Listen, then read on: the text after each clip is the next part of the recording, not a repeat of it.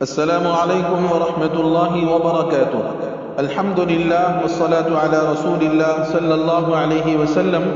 محترم ناظرین، قابل احترام سامعین، ہماری پچھلی ویڈیو اس بات پر ختم ہوئی تھی کہ انگریزوں نے 20 سپٹمبر 1857 کو لال قلعے پر باضابطہ باقاعدہ طور پر قبضہ کر لیا اور سلطنت مغلیہ کے آخری چشم و چراغ بہادر شاہ ظفر کو گرفتار کر کے رنگون جلا وطن کر دیا گیا تھا۔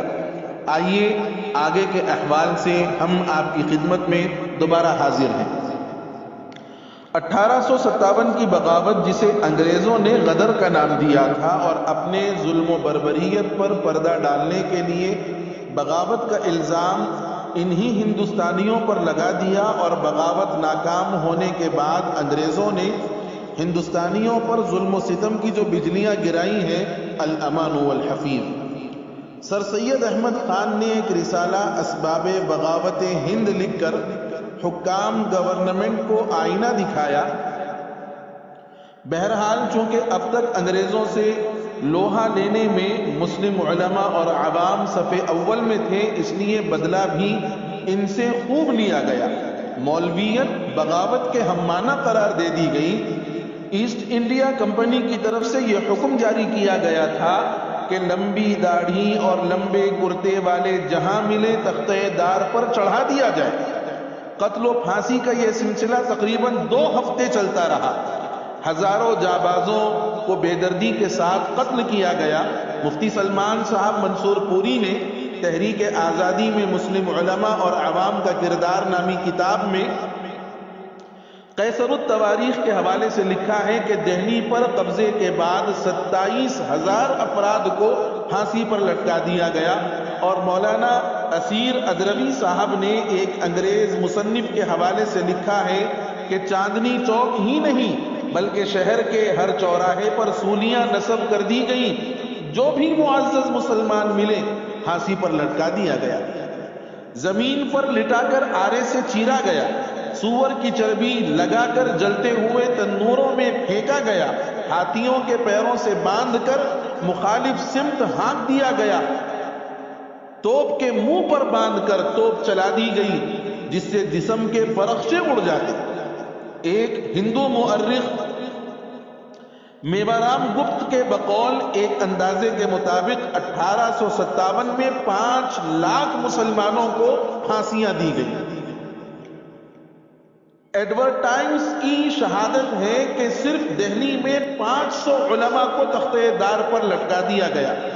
ابھی تک گاندھی جی یا کانگریس کا وجود نہیں ہے، کیونکہ گاندھی جی 1869 میں پیدا ہوئے تھے۔ 30 مئی 1866 کو اکابرین امت اور یہی بچے کچے مجاہدین نے دیوبند میں مدرسے کی بنیاد ڈالی، جو آگے چل کر دارالعلوم دیوبند کے نام سے مشہور ہوا۔ 1878 میں اسی درسگاہ کے ایک فرزند مولانا محمود حسن دیوبندی نے، جو آگے چل کر شیخ الہند کے نام سے مشہور ہوئے، انگریزوں کے لیے مسلسل درد سر بنے رہے۔ تحریک ریشمی رومال یا تحریک شیخ الہند بزبان حکومت برٹش ریشمی خطوط سازش کیس انہی کی پالیسی کا حصہ تھی۔ ثمرۃ التربیت کے نام سے ایک انجمن قائم کی، جس کا مقصد انقلابی مجاہدین تیار کرنا تھا۔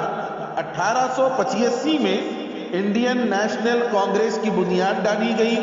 کچھ عرصے کے بعد لوکمانیا بال گنگادر تلک نے سوراج ہمارا پیدائشی حق ہے، یعنی آزادی ہمارا پیدائشی حق ہے، یہ نعرہ بلند کیا، اور 1909 میں جمیعت الانصار کے نام سے ایک تنظیم قائم ہوئی، جس کے پہلے ناظم مولانا عبید اللہ سندھی منتخب ہوئے، اور 1911 یا 12 میں مولانا ابوالکلام آزاد نے کلکتے سے الہلال اخبار کے ذریعے آزادی کا سور پھونکا۔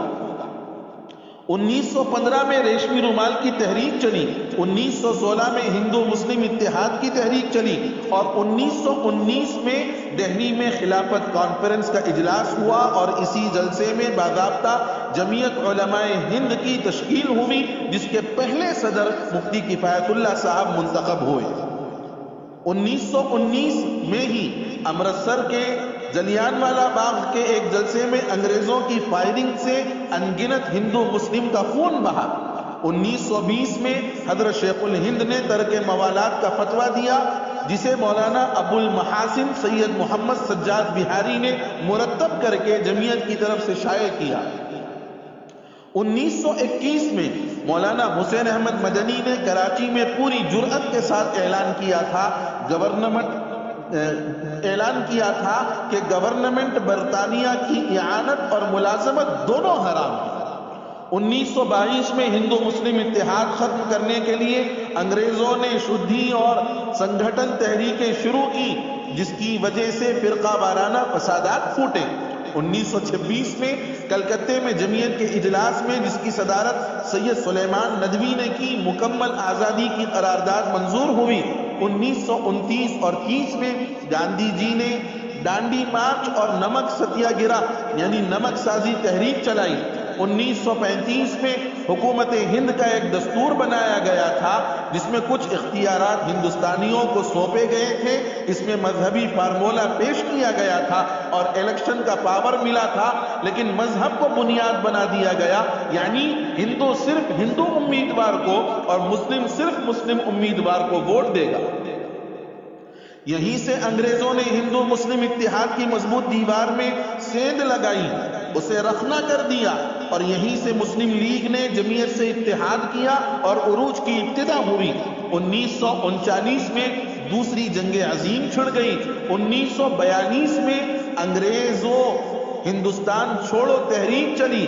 سب سے پہلے 5 اگست کو جمعیت علماء کے 4 اہم ارکان نے اپنے دستخط کے ساتھ انگریز ہندوستان چھوڑے کا اخباری بیان جاری کرایا۔ اس کے بعد 8 اگست کو کانگریس نے اپنے اجلاس ممبئی میں کوئٹ انڈیا کی تحریک چلائی۔ جمعیت علماء نے اس کی حمایت کی، جس کی پاداش میں حکومت نے کانگریس کے کارکنان اور تحریک آزادی کے رہنماؤں بطور خاص مولانا ابوالکلام آزاد، مولانا حفظ الرحمان سیوہاروی اور مولانا محمد میاں دیوبندی، مولانا نور الدین بہاری، ان اکابر کو گرفتار کر لیا گیا۔ مولانا حسین احمد مدنی کو پہلے ہی گرفتار کر لیا گیا تھا، گرفتار کرنا شروع کر دیا، جس سے عوامی غیظ و غضب اور پھوٹ پڑا۔ ریل کی پٹریاں اکھاڑ دی گئیں، بجلی کا نظام معطل ہو گیا، سرکاری دفاتر، تھانوں اور کچہریوں کو آگ لگا دی گئی۔ حکومت نے بھی مزید سختی سے کام لیا اور بے دریغ باغیوں کی بھیڑ پر گولیاں چلانے لگی، لیکن آزادی کے متوالے سر سے کفن باندھ کر نکلے تھے۔ بالآخر انگریزوں نے محسوس کر لیا کہ اب ہندوستان کو غلام بنا کر رکھنا اور ہندوستانیوں کو غلام بنا کر رکھ پانا بہت مشکل ہے، اور 15 اگست 1947 کو آدھی رات میں ملک کی آزادی کا اعلان کر دیا گیا۔ المختصر، وطن عزیز کو آزاد کرانے میں زبردست قربانیاں پیش کی گئیں اور ظلم و بربریت کی ایک طویل داستان لکھی گئی، جس کا ہر صفحہ ہندوستانیوں کے خون سے رنگین ہے۔ یہ ہماری دوسری ویڈیو ہے۔ ہم اگلی ویڈیوز میں یہ آپ کے سامنے بات رکھیں گے کہ آزادی کے بعد کیا ہوا، ملک تقسیم کیوں ہوا، اور سیکولر ملک کیسے بنا، اور اب ملک کس چوراہے پر اور کس دوراہے پر کھڑا ہے۔ یہ باتیں ہم اپنی اگلی ویڈیوز میں آپ کی خدمت میں رکھیں گے۔ یہ ساری باتوں کی جانکاری کے لیے ہمارے چینل میسج آف اسلام سے جڑے رہیں، سبسکرائب کریں، لائک کریں، شیئر کریں، کمنٹ کے ذریعے اپنے خیالات اور سوالات ہم تک پہنچائیں، ہم ضرور جواب دیں گے انشاءاللہ۔ والسلام علیکم ورحمۃ اللہ وبرکاتہ۔